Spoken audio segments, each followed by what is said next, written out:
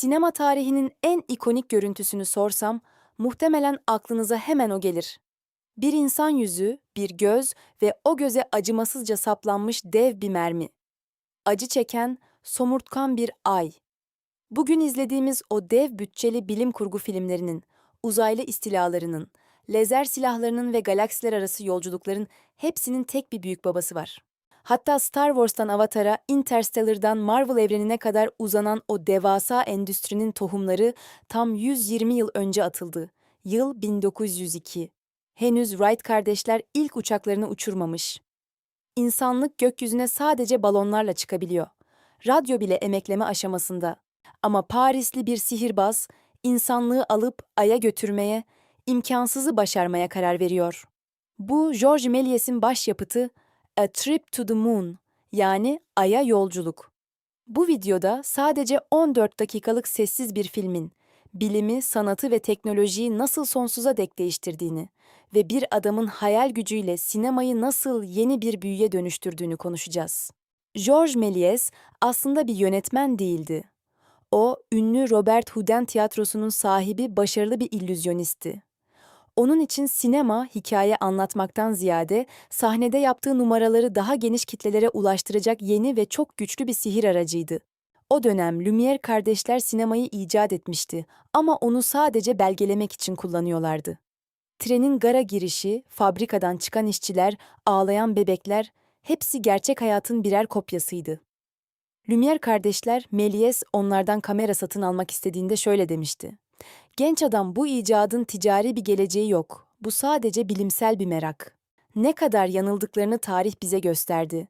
Méliès pes etmedi, kendi kamerasını inşa etti ve sordu: "Neden bu makineyle sadece gerçekleri değil, rüyalarımı da kaydetmiyorum?" Ve böylece sinema teknolojisinin ilk özel efektlerini, yani bugünün CGI teknolojisinin atalarını icat etti. En ünlüsü stop trick, yani durdurma hilesi. Bu keşif aslında tamamen bir kazaydı. Efsaneye göre Méliès Paris Operası önünde çekim yaparken kamerası tutukluk yapar. O sırada kadrajda yoldan geçen bir otobüs vardır. Kamerayı tamir edip kayda devam ettiğinde otobüs gitmiş, yerine bir cenaze arabası gelmiştir. Filmi izlediğinde gözlerine inanamaz. Otobüs aniden bir cenaze arabasına dönüşmüştür.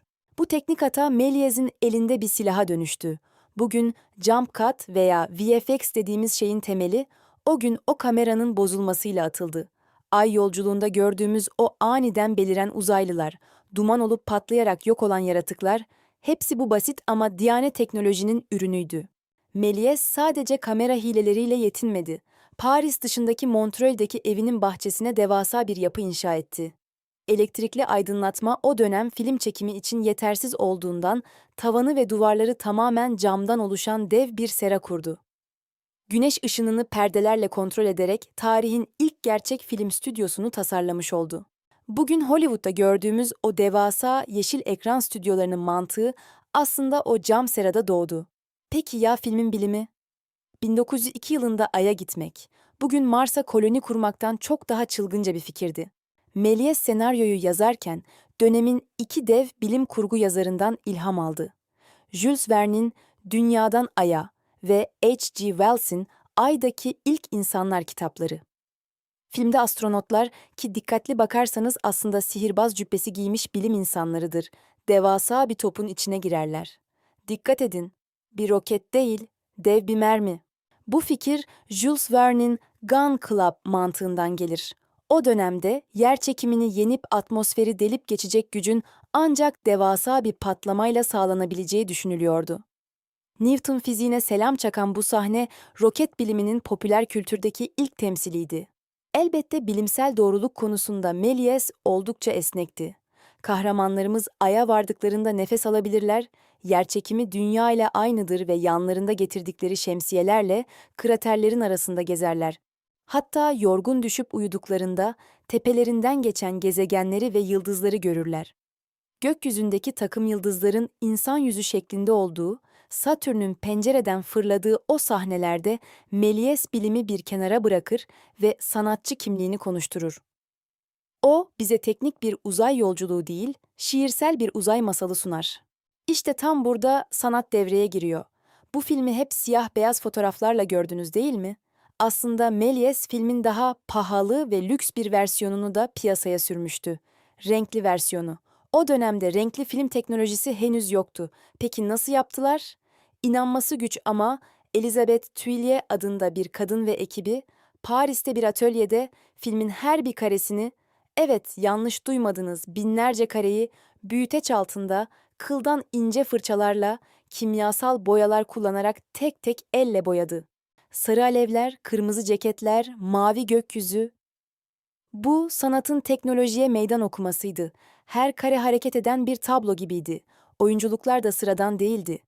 Méliès, ay yerlileri olan Selenites rolü için tiyatro oyuncularını değil, ünlü Folies Bergère kabaresinden akrobatları kullandı.